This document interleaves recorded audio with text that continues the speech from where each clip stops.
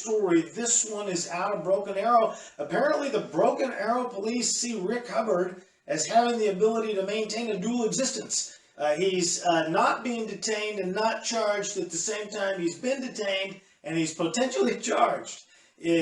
After arrest, Second Amendment auditor talks awaiting charges, and he maintains his innocence. So Rick Hubbard saw a Broken Arrow police car approaching in, what is that? Nienhuis, thank you. On April 8th, he knew it would be different. Turns out he got arrested, and now he sits, he's out of jail now, right? He was on the air with Pat Campbell discussing it. It's that park at 51st and Lund Light. And so apparently they detained him while he wasn't being detained, and then they've sent off paperwork that he's being charged, but he's not been informed that he's been charged. Well, yeah, he's the not way I actually been understood. charged. Well, part of that is... No, he has, but the charges have changed. For Broken Arrow charged him one thing, and then the prosecutors, DA, Steve Kunzweiler's office, changed it, but they keep delaying the trial. They keep saying, we need more time, we need more time. According to Rick, he's not been officially charged yet. Today he did. See, apparently they need more time because they're trying to get into his phone. Hubbard and his attorney, Jay Ramey, are in the midst of a legal battle with both the Tulsa County District Attorney's Office and Broken Arrow Police about a key piece of evidence from the arrest, Hubbard's phone. It contains video Hubbard recorded of his interaction with officers who responded and shot pepper balls at him during his arrest, because we all know he needed pepper balls shot during the arrest. And they've claimed that he resisted arrest, that he did not go peacefully, and all of that. NBAPD's own press release, they acknowledged that he was complying with orders, and he was pepperballed while he was complying because he wasn't doing it as quickly as they'd like. Now, he's a portly fellow that is disabled. That has multiple serious spine surgeries. So he was doing the best he could, but you know, that's not something that's afforded to people whenever the police do not like them. Right. Yeah. And that's a problem you have with cops is they're trained, and again we go back to who's training these cops, you know, to sniff out the obstinate, the one who's not going to submit to the will of the officers, and if you aren't submitting fast enough, they don't want to hear about your disability. And Rick said something great on the interview this morning. Really, a lot of the obstructing an officer, these charges and charges like it are field crimes. You hurt that person's feelings. Yeah.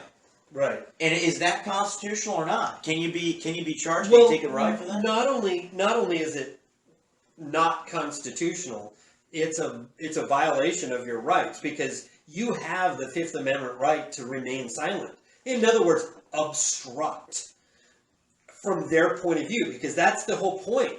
They came over to find out what he was doing, rather than going and talking to the complainant who made the phone call. They go up to the guy with the gun and demand him to answer their questions, and then give up the gun and everything else. The whistleblower in this case also doesn't exist. Disappeared. Unnamed sources. Yes, it was the fire department themselves that was the ones complaining. Is that what's come out? Okay, okay. Well, who on the radio they said, the report from Rick Hubbard was that the fireman said that a lady was driving in her car, pulled up, saw the guy with the gun, and then the answer was, well, maybe he pointed at me. You got the constitutional right to face your accuser. Where's the accuser? There was leading questions from the 911 operator to where they said they were able to make the call happen. Okay, so he didn't have the gun in his hand or anything at any time. There's no proof at all. There's no proof any of this happened. Yet, here is what happened. All of his guns and ammunition have been taken from him. Yes. And before he was charged with the crime, apparently he just got charged today. This happened in April. Well, and yes, almost 7 months without being charged with the crime. They took all of his property. How can they do? Is that due process? Is that due process? Can they take your property? A judge, by order, take all of your property, statutorily, take away your rights. If you remain locked up in jail, not on bond, they have 12 months to begin court proceedings. Right, and if you're out, it's 18 months. If you bond out, you give them an extra 6 months. In other words, they have 18 months that they can delay. Right, and what are they doing? They're probably just twisting the knife. They Well, don't like this no, guy. right- They don't right like now- his rights. They're going to keep his property as long as they can, make this as costly and painful for him as possible, because the law isn't on their side. It's their fields. Well- And they do have this ability that has been afforded to them, or they've seized illegally, to persecute the man. And there's a law. I think a guy called in on the radio this morning on Pat Show and said there's a law in Texas called officer oppression, something like it. Yeah. We need to Google that. Please Google officer oppression Texas or officer oppression law, something like that, Texas. And you can actually bring charges against a police officer or law enforcement official that has persecuted you wrongly Yeah. and outside of the law. Yeah. And it's kind of ridiculous. How can you? And look, this is familiar, guys. This is what's happening to the president. They're saying, Yeah. and this is what happened to General Flynn. Well, you didn't do anything wrong, General, as we've conducted this investigation to you. However, in the process of this kangaroo investigation, you have said two things that are slightly different. And because of that, you committed a process crime. You are guilty of standing in the way of us finding you guilty for something you didn't do. Yeah, So the process because you pled not guilty. That's obstructing. Well, and that gets to the whole point of this issue. That's what I brought up earlier about the obstruction. If you exercise your Fifth Amendment rights, then Happened to Dean Davis, right? yeah. Does he Yeah. have to give his blood or a sample, even though he offered his blood? It wasn't good Okay, enough. now for we're on police. a rabbit Now, trail. now let's not No, go no, down there. We're it's not gonna talk about that self-incrimination, today. though, is the point. Here's the thing. Here's the thing. We brought up several things, folks. It's the Sixth Amendment where you're entitled to a speedy trial. Mhm. The thing is, speedy is a subjective Yes, it term, and that's the problem. But in most cases, you have to participate in the extending of the time yourself. And there's usually paperwork that you have to sign that you sign away your Sixth Amendment right to a speedy trial. The other thing, though, here, and that is more worrisome, is this general idea, because the entire argument about them needing the police and the DA needing to get into the phone, and Steve, I hope you're listening to this, because this goes right to you in your office. Yes, the buck stops with him right now. You do not have the right to a general warrant. Yes. It must be specific. We know that there is a specific video on there that will help. I believe it'll help the accused in this particular case. That is worthwhile. If there is something else that is being looked for, then it needs to be specified, and everything else is It's out. a Russia probe all over again, and we look at these big problems and think, well, they came up from the top. But no, sometimes they come from the bottom. Right. And this same Russia probe fishing trip Right. mentality is being taken here. Why do you need to look at all of this man's pictures, Yeah. all of his second, why? You couldn't use it in court anyway, Well, legally. the question is, what are they fishing for? They have to announce it. And Yeah, if so, David, then, you're then right. they have He's to offered up the video. Well, the Why thing is is the that video they not may good be enough? looking for the fact that he announced beforehand that he was going to go out there and raise some cane, and therefore it would support their theories. The thing is, they have to say that's what they're going for, and that's all they can look for. This is the one time he wasn't doing that. But also. hold on. And that still doesn't make sense, Oldham, because it's still not a crime for him to upset folks. Okay, for let his me- law Well, enforcement. the idea is that he would be just Where's the bill? carrying his weapon, and displaying Take his a weapon. number. Raise your hands. I have been trying to say something for 5 minutes here.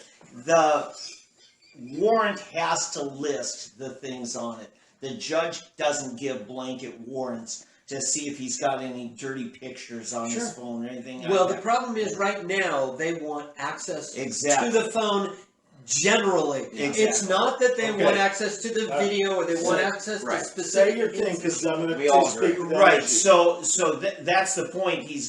And what in talking to a talk radio host this afternoon, we're like thinking, they probably have video from the different surveillance videos around the park there, and it's going to show excessive use of force, because while this disabled guy, or has physical disabilities, is trying to get down to the ground and comply, they're hitting him with pepper balls all over, making it even harder for him to comply.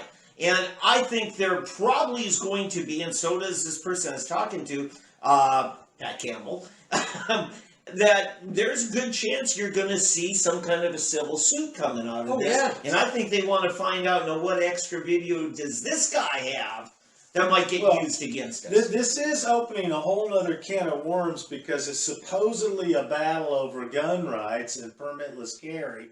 But Jay Ramey, Hubbard's attorney, says we're at an impasse right now about getting the video out of the phone. The police are telling me they have to download the entire phone because of some sort of protocols. I'm just saying we're not agreeing to that. If you're going to download the entire phone, including all the emails he's written to his wife about whatever, they don't need that. Yeah. We have no problem with the DA or the police wanting the video. We just don't want them to have the entire contents of the phone, which was what D'Ambroso was saying. Then listen, I think regardless of what the actual law is and how this falls out, remember the old saying about the police were supposed to serve and what? Protect. And what were they going to protect? Civil rights. Us. Now listen to this and look at the focus of the police and what they're trying to protect. This is Coke, or Cock, however he says it. We take a mirror image. It's a Broken Arrow police officer, James Coke. Coke, yeah. Okay, we take a mirror image of the device, Coke says. The reason we do that is because we don't want anything to be lost, misplaced, or overlooked. That is to maintain the integrity of the investigation. We're not worried about the witness here or the person that we've detained. We copied the device so we have a mirror image to work off so that we don't damage the evidence, because now we're protecting the investigation and the evidence. And also they say that the investigators want the phone contents not only because of policy, because you know how important policy is, boys, but also to protect the investigation. Yeah, that makes sense. Just like whenever they have a physical warrant or physical search of your house, they take everything out of your house, including the home, and they reconstruct it back in their evidence room so they don't misplace anything. To protect, the entire investigation. If they're trying to protect the investigation and the evidence like they're trying to protect Hubbard, why don't they pepperball the investigation? Okay, here's the point. You notice Officer Coke never once referred to statutory law or constitutional law. I have not read the entire Not his job. He's a cop. He's a cop, not an attorney. I'm telling you, in that response, he said, because it's our protocol. You know what protocol is? That's us making up the law for ourselves that we're going to be governed by. Our policy, yes. Well, does his policy violate the law? Yeah. That's the question. And listen, protecting an investigation, he means protecting our butts. This is an article, you can look it up, because I didn't read the whole article, and I won't, by Stetson Payne, Tulsa World, May 20th, 2019, after arrest, Second Amendment auditor. Yeah. So you can look it up and see what they said, but again, they pretty well make up their policy and protocol on the fly. Here's an important detail as well. So in this area, I know this area very well. Actually, it's extremely close to where I live. There is a community center where Rick Hubbard was, a massive, large community center with multiple outdoor, indoor cameras. And not even 100 yards away is this fire station, which would you think would have cameras. I don't know that it does or not, but I know the station. Well, and there is a deep end of the park, though, away from. Hold on. This whole compound has multiple buildings with multiple cameras at every angle. There is a football field at the other end with multiple cameras. There is a skate park there with cameras. There is a high-end residential area, which, by the way, those folks have cameras overlooking the park. If you're interested, there must be a great number of cameras that were off or malfunctioning for there to be no footage of this. And then BAPD alleges they don't have any body cameras of any of the officers, the 7 or however many responded or more, and no dash cam video. Tons. He thought it was 8.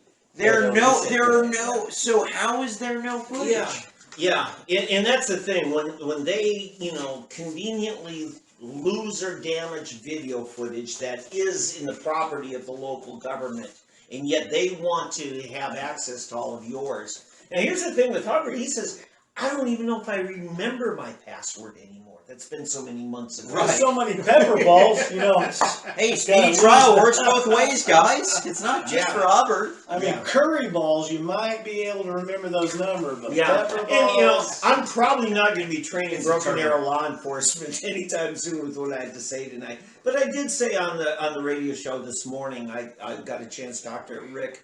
Pat was very generous with time on that, and is that, Broken Arrow generally has done a better job than a lot of the departments I've seen.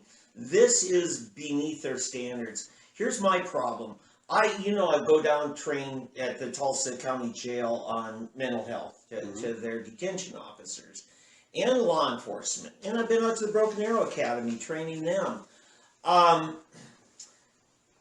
The mental health pods that are just, there's like 500 men alone at the Tulsa jail being treated for mental illness. That's a mental illness that they're saying, yes, I have problems, I need help. This doesn't count the ones who are in denial of any mental health issues. Well, who are you talking? And, and Michelle Robinette, the former sheriff, the former interim sheriff of Tulsa County, she said, most of these who are being treated for mental illness here are arrested on obstructing an officer. Right. It's become the catch-all. That's what I said on the radio this morning is we're going to need our legislature to rein in on this because it's becoming... Now look, if you're physically, actively trying to obstruct an officer from getting their job done, that's one thing. But because you are a little bit slow because of your multiple back surgeries. Because you refuse to say, yes, I've done wrong and I'm guilty of a crime when you've done nothing wrong and you're guilty of no crime, that is not obstruction. And currently the way the law is written, you will be charged with obstruction. And you might beat the rap, but you'll never beat the ride. You'll never get your money back that you've wasted on bond. You've lost at work. You'll never get your name back. Well, to stay with what David was talking about, the police around the nation have cried wolf so many times with this obstruction of justice. Well, even our it's FBI. Like, quit resisting, stop resisting, drop it, hands up, that kind of a thing, to give themselves the excuse to go off and do what they do. That now it's really hard to believe. Bob, I'm telling you, and I'm going to go back to the mental health scenario here because I've seen people that they're having a meltdown in the middle of the street. They're scaring the neighboring kids. I've seen cops actually get in their face trying to trigger some kind of behavior from them where they'd have the excuse to get them off the streets. Okay, now listen, I know these cops, they don't want to take you to jail if they know you've got a mental health thing and you'd be better off there. And the problem is we don't have the beds. And so as Ben Fu told me a couple of years ago, he says, I think some cops want to believe that jail can become the treatment center that you really need. And that's just not the case. And this is part of our problem of abusing the law. And what I'm saying is it's going to take our legislature stepping in to rein in on this because it isn't just happening with the local suburban police department. This was half of the Mueller report was about obstructing justice. And why? Because they said, we're not guilty.